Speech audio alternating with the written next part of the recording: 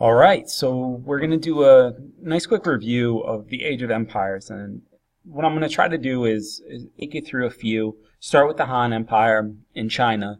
We'll go through the Indian empires of the Mauryan and the Gupta empires, and then we'll finish up with the Persian empires in the Middle East. And so we're kind of continuing the stories that we've started with. You know, we started with the Middle East and Mesopotamia.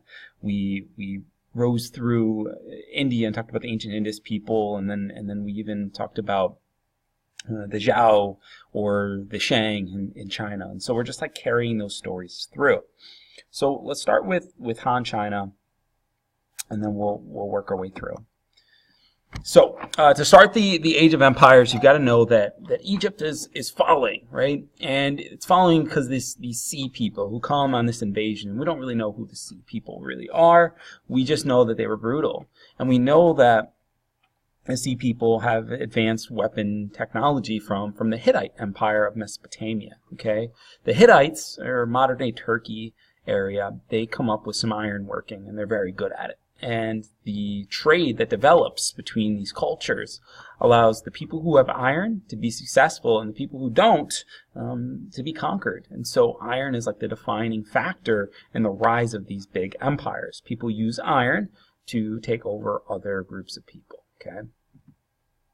So to the north of the map, and then also, you know, continuing through that Fertile Crescent area, you'll see the clash between the Hittites and the Egyptians, okay? And so those two empires in that clash are going to, you know, sort of go back and forth. Certainly, the Egyptians try to push through into the Hittite Empire, and it's this back and forth war.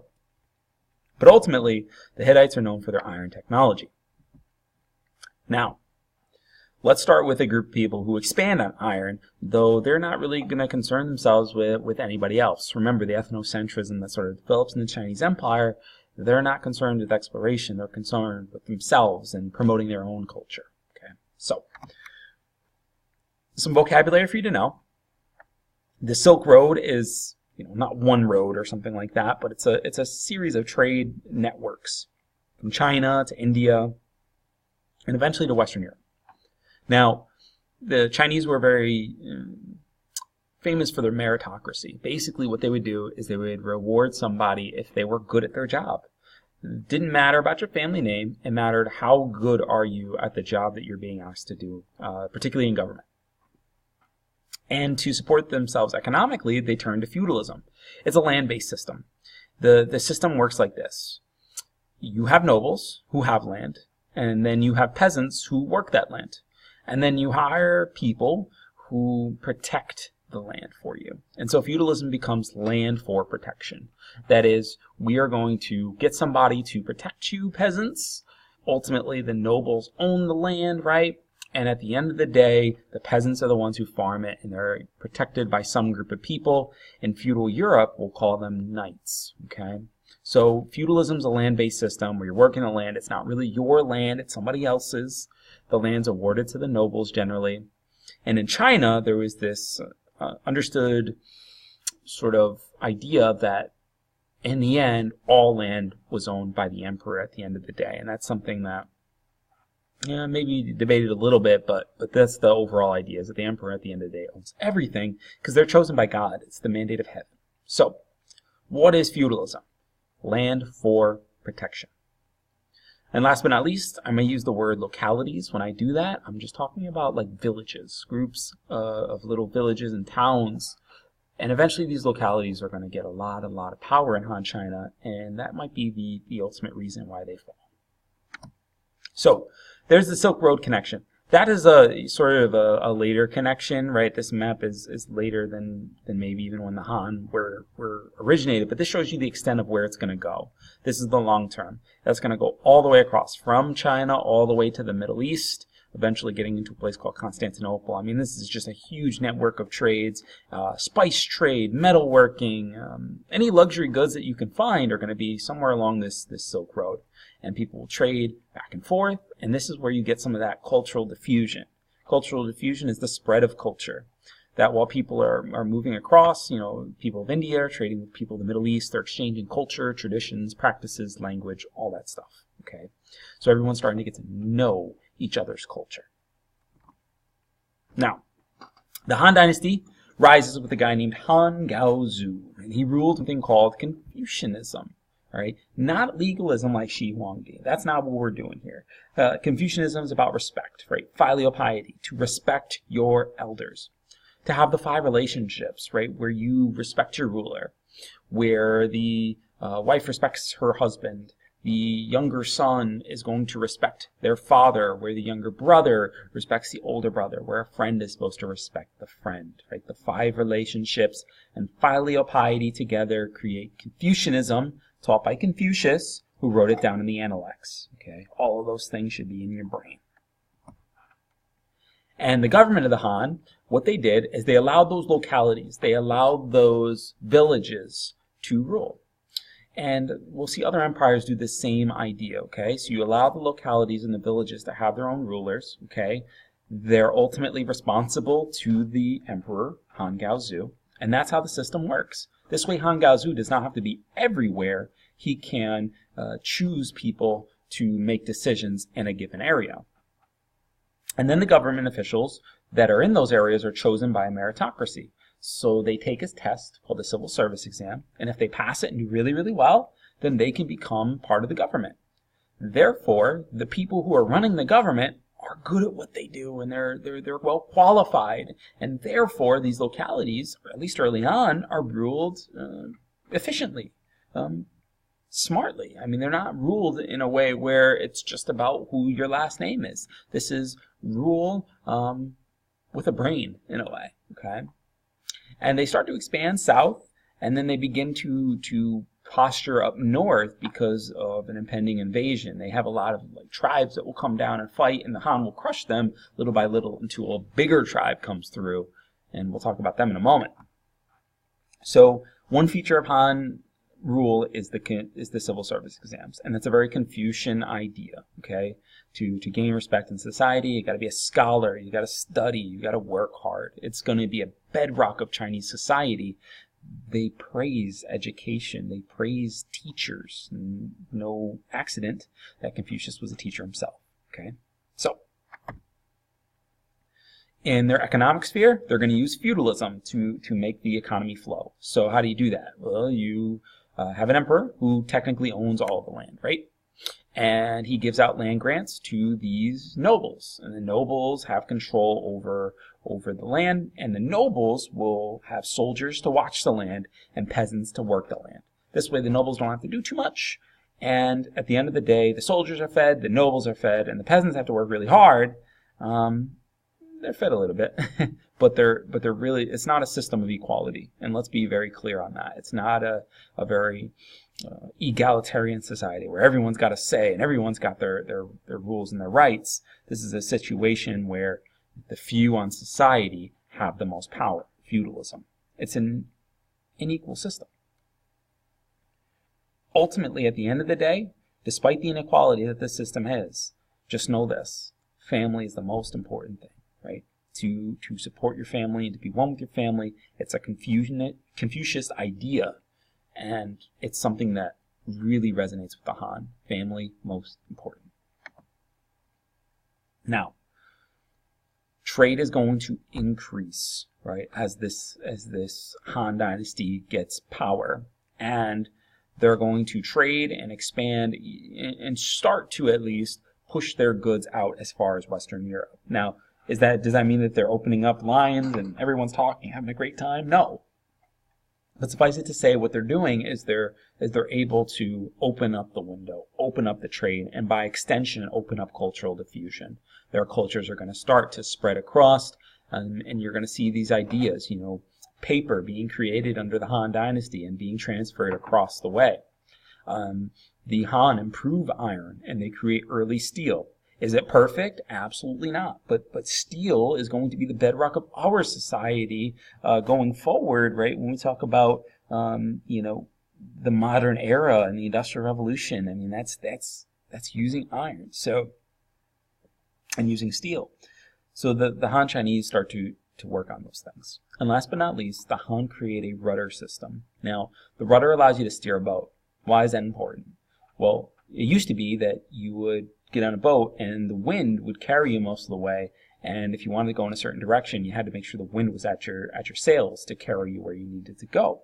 It was harder for you to navigate.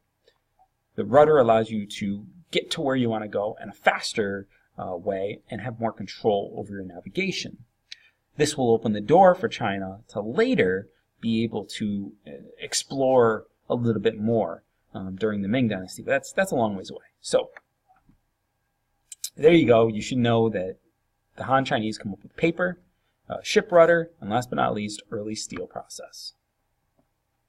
So they've got all this good stuff, but how does the Han Dynasty come crumbling down? And they come by a couple of reasons. And so I'm going to tell you to remember your wills. If you can keep your wills, you'll know the Han Dynasty's fall. And basically what happens is they have a weak central government. You know, after Han Gaozu, the leader's just not as strong as he was. And maybe we lose some respect along the way from the people. In addition to that, and maybe the most important cause, I don't know, is invasion from the north from a group called the Huns. Okay, the Huns invade from the north. We'll say this again, and this war party is able to come crashing down on the Han Dynasty, and it makes it very difficult for them to keep back the wave of the Huns. On top of that, some historians point to the fact that they rely on feudalism. I mean, feudalism by nature is unequal, right? Somebody is on the bottom of that system, somebody's on top, and it's not fair the way the two are treated.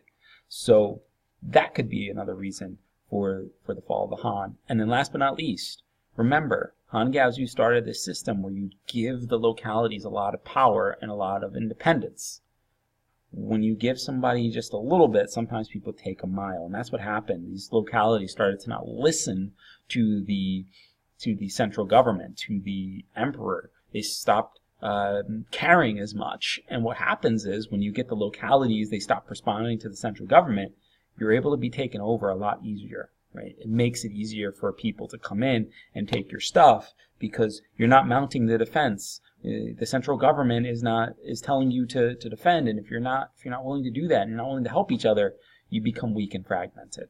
If all the villages don't bind together and fight as one, well, then the Huns are going to defeat you. Okay, so all of these causes lead to the fall of the Han Dynasty. And last thing I want to say about the Han is if you've ever seen Mulan, Mulan fights against the Huns, and I show a scene in class about it. But basically, if you've ever seen Mulan, Mulan has to fight against them. She decides she's going to be in this war in her father's stead. She's a woman, so she can't technically fight. And so what she does is she pretends to be a man the whole time. And at the end of the battles, she's offered a government position. She, of course, can't take it because she'd have to be, hide her identity, her gender identity for the rest of her life as a government official. She'd have to pretend to be a man as long as she's in the government. So she doesn't. She decides to turn it down. Okay. So, Han Dynasty done. Let's go into India. We'll do the Mauryans, and then we'll do the Gupta Empire, and we'll go pretty fast through these. Let's do this. So, basic vocab. You'll see rulers like Asoka or Chandragupta. They are kind of what we call absolute monarchs. They rule with an iron fist. They are the ones in power, in total power. Okay. And we will see that they don't like questions from other people. They are the one sole true leader. We'll see what stupas look like. I'll show you some pictures of those. You'll know that the G for Gupta is a G for a golden age, period of peace, prosperity, achievements in art, math, science. Whenever I'm talking about art, math, and science, you're talking about a golden age. In this case, the Guptas, G for Gupta, G for golden age, are going to go through one. And part of their golden age will be the heliocentric theory, where they come up with the idea that the sun is at the center of the universe. They'll even start to come up with some Arabic numerals and things like that. But we'll talk about it in a second. So, the rise of the Mauryans starts out with a guy named Chandragupta Maurya, okay, or Chandragupta Maurya. And he is going to rule the empire much like the Han do. And we'll see that this is like a common thread throughout, that you put governors in power, and you have these small kingdoms, and the governors report to you at the end. Okay, that's the system. It's kind of like the United States, right? We have a president, and then you have governors, and the governors report to the president. It's the same idea, at least. And the king is total absolute monarch, total iron fist, make sure that the governors are under his control. As part of this, Gupta is going to be just like Shi Huangdi. I mean, never sleeping in the same place. He's going to have his food tested by others. The guy was totally paranoid of assassinations. And so, you've got Gupta Maurya, who takes this empire over. There's a nice statue of Gupta. The other ruler that I want to talk about with the Mauryan Empire, besides Gupta, is Asoka. And we can call him Asoka the Great, Asoka the Benevolent, but he didn't start out that way. He turned to Buddhism after an awful battle. A horrible battle at this place called Kalinga, and I'll have something on the map for you in a minute. But basically what he did is after this horrible battle, he switched his empire. He said, you know, we need to be a Buddhist empire. We need to go search for peace like Siddhartha Gautama did. Follow the Eightfold Path. Believe in the Four Noble Truths. Reach nirvana in this life, okay? And along the way, he uses Buddhism to create this peaceful empire along with using the Silk Road to get his economy, to get his money going, okay? So he is along the Silk Road as well, just like Han China, right? There's a lot of commonalities between these things. He builds stupas, these Buddhist temples, and part of the stupas, you will see the life of Buddha sort of painted there so that people can see and learn about Buddha. And I'll argue that after Asoka, the empire like really starts to break down until the Guptas take it back over. So here are some stupas there. Some beautiful stupas. You'll see on the sides there and the bottoms, there are some wells for travelers. Like, come by, get a drink of water. This is about being peaceful and being neighborly to others. Okay. In Grafton, New York, there is the Peace Pagoda, where you guys, you can even see this. You can go there. It's really a cool site. You've got Buddha at the center, and then his life all around, and you can walk and really check it out. It's a really cool, very, dare I say, peaceful scene out in the wilderness. Really nice. So there you got Asoka and the awful battle at Kalinga in which he turned to Buddhism. He said, never again am I going to see this horrible carnage. Now, other historians have looked at this same thing and said, okay, this guy just flipped to Buddhism just like that. Maybe there's something more. Maybe he was using Buddhism as a means to take control of his empire and then keep everyone in line and in check, because this, once everyone's a Buddhist, that's part of that Buddhism is to be peaceful, right? So was he this masterful manipulator in using Buddhism to keep the people in check? Or was he truly really discouraged and just totally mortified by what he saw on the battlefield, the bloodshed, and just said, I can't do this to my people again. I can't do this to other people again. I guess we'll never know.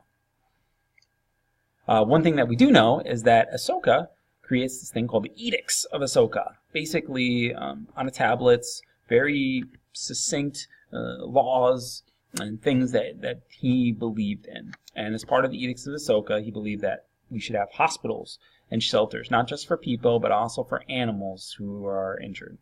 He believed in religious freedom and tolerance. If you wanted to have another religion, it was okay with Asoka. Okay. He also believed in wells being built for the travelers, obedience to parents, respect to others. But guys, this is sounding like the filial piety, right, of Confucianism. And we'll see that other rulers will take this idea of toleration of others, of allowing people to have their own religion, and they will use it to rule their empire as well. A kingdom of tolerance will create less enemies. Now, after the Mauryan dynasty sort of collapses, a new dynasty takes over, although they are not able to take as much territory. I do want you to note, however, that both dynasties are limited by geographic factors. The Himalayan mountains restrict the Indians people from moving northeast. And it's the Himalayan mountains that create this real natural border for them. They are not going to push past the Himalayan mountains. Geography limits their expansion.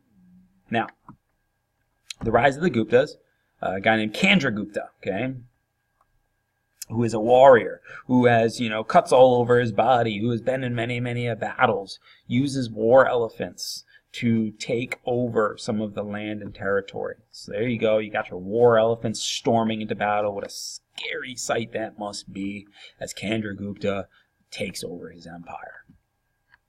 And after Chandragupta, he is going to, once he cements control, he's going to use a little bit of cultural diffusion. He's going to blend Hinduism and Buddhism and allow those two cultures to exist one and the same. He's going to allow people to trade along the Silk Road and expand that. Taking a page out of Asoka's book and trading along that road is going to lead him to prosperity. He is going to increase in his building projects. He's going to have an elite that lives in luxury. He's going to allow scholars to come up with math concepts like the concept of zero. We get that from the Gupta Empire. We even get the heliocentric theory and astronomy from the Gupta Empire. A lot of our number system is based around some of the things that Gupta were working with. So these guys become scholars, not necessarily the Asoka conqueror or the Chandragupta conqueror, right? The Gupta Empire brings a golden age to India, and a scholarly one at that. So there's an example of some of the things they're working on. Plays. They have the Ajanta caves where there's the story of Buddha on the walls, all this kind of really cool stuff. So there's the Gupta Empire in a nutshell. Here we go. Why do they fall? This is going to sound really, really familiar. A group comes. A group from the north who comes down, warlike group, very good at conquering. The Huns are going to come down, sweep through, and conquer the Gupta Empire. Okay? When that happens, of course, India is going to go through some turmoil, and we'll have to pick up with the story later as to what happens to the Indian people, but suffice it to say that they lose. They lose to the Huns. So, there are the two empires, both limited by the Himalayan mountains for sure. The Mauryan Empire able to expand further south than the Gupta did, but again, the Gupta are more focused on some of the scholarly things, the concept of zero, the heliocentric theory, right? So, there's India in a nutshell. I got one more to do for you. That's the Middle East. We'll do it quick. Here we go. The Persian Empire. We start with, what is an empire? We've got our absolute monarch definition, the Iron Fist rule. Here's something that you should know. Persia did things just like the Han did. They just gave them different names. So when you have a governor under the Han Dynasty, they called them satraps in Persia. Satrap is just a governor, somebody who exists to control a small kingdom called a satrapy. So satraps ruled small satrapies. And what they did is the satrap's main goal was to make sure that the people that lived in the satrapy gave tribute to the empire, to the emperor. And so you'll find these satraps making sure that they get enough gold, and that gold will be transported along something called the Royal Road, and the Royal Road will carry it to the capital, they'll carry it to the empire, and make sure that the emperor is happy. So, a satrap is a governor, a satrapy is a small kingdom, kind of like a locality from the Han, okay? Same kind of idea. Here's the extent of the Persian Empire. I mean, that's crazy how much empire, conquest, and building they had, right? This is a ginormous empire, right? All throughout the Middle East. They've got Egypt under lockdown. They're encroaching on the Greeks. They're pushing into India. This is a huge, huge empire across the desert, in the plateau, modern-day Iran, Iraq, Turkey, all the places. It's got a far-reaching hold. And to make sure that they could collect tribute from these faraway places, they created the Royal Road system to make sure they linked the capital and linked all of the little towns along the way. So, stretched from Asia to India, and it's a kingdom built on toleration. So, Cyrus the Great is known to be a merciful leader. Cyrus the Merciful, so that's what we want to call him here. He was respectful to cultures. He allowed you to exist. He allowed your culture to stay there. They didn't have to convert to Zoroastrianism, right? He would allow you to keep your culture, allow you to keep your religion, as long as you pay tribute. And he even in his architecture, blends Babylonian, Egyptian, Assyrian. He sort of takes these things together. Doesn't do what a lot of conquerors do, which is to conquer and destroy. He allows you to stay in place as long as you're paying the tribute. So here's some of the architecture that we'll see. A little too fast. The walled cities that will eventually develop. Pretty cool stuff. So, how does he, continue? Well, Cyrus the Great is able to be very, very prosperous for a long time because of this toleration. However, I think he gets a little sloppy in his warfare, and the story goes that he fights a queen, and he says that to the queen, he says that he's going to get his fill of blood on the battlefield. Well, this queen of the Middle East defeats him in battle. Her army wins, and she defeats Cyrus, and so she brings Cyrus there to in front of her, and she has Cyrus's head chopped off, clean off, And then she gets a little tub and fills that tub up with blood, and she throws Cyrus's head into the tub and says, yeah, he got his fill of blood now. It's sort of like this terrible, ironic way to go. So there's a big scramble within Persian elites over who's going to rule next. There's actually like a person who impersonates one of the royal officials that's supposed to become one of the royal sons. He impersonates him. He ends up getting caught, and it's this crazy story, but it ends up being that Darius is one of the guys that catches the imposter, says, hey, you're not actually the emperor, you've just been impersonating this guy, and he kills him right in the royal throne room. And Emperor Darius eventually takes over, and Darius is this great conqueror. I mean, he's different from Cyrus in the fact that he was able to do what Cyrus could not do, which is to really create this airtight control over his empire. Or at least that's what he tried to do. And he's going to establish a currency. What we call the Darius, the shekels, the Daric, is the currency that Darius uses. He expands on the shekel. You got a well-maintained road system called the Royal Road. You got a religion called Zoroastrianism that we've studied before, where there's forces of good and there's forces of bad. There's a good place like a heaven and a bad place like a hell. And so Zoroastrianism says that if you do good things, you're going to go up to the good place, and if you do bad things, you're going to go to the bad place. Okay, so Zoroastrianism's got this basic concept called dualism. There's a good and there's a bad. He collects tribute from the satrapies. So a satrap would make sure that the satrapies got the tribute organized, and then they would give it to the royal officials to be collected on the royal road.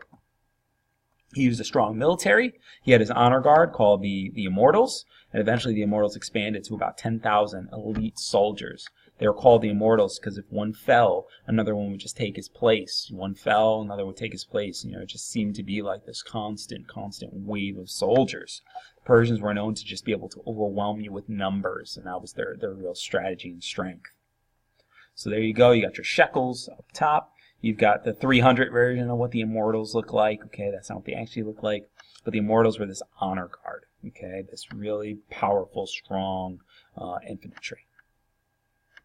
So how do they fall? Well, all of that tribute at first works out really well for them. But eventually, the taxes, the tribute, become too unbearable. People get too greedy. The monarchs say, we're more concerned with living in luxury than we are in ruling the people around us. And that's a problem. When you do that, when you fail to take care of your people are less willing to fight for you. And then there becomes too many rival heirs. The Persians had too many sons. The kings would have a lot of different sons. The sons would war with each other, fight with each other over the crown, and eventually this would catch up to them. And they were conquered by a guy named Alexander the Great. And Alexander takes the lessons when Greece was able to defeat the Persians at Marathon. And Alexander studies the Greeks. He studies the greats, the Pericles of society. He studies them, learns their battle tactics, and takes the things that he learned and he uses them against the Persians. Okay, the phalanx, for example, able to create the shields wall necessary to fight in close combat. Alexander the Great also uses war elephants to terrorize the people of Persia, and he is a military mastermind in many ways. Now, we'll talk about the way that Alexander the Great falls. It's a sad story, one that you will know about in just a little while. So, that's everything. Age of Empires, in a nutshell. 30 minutes or so.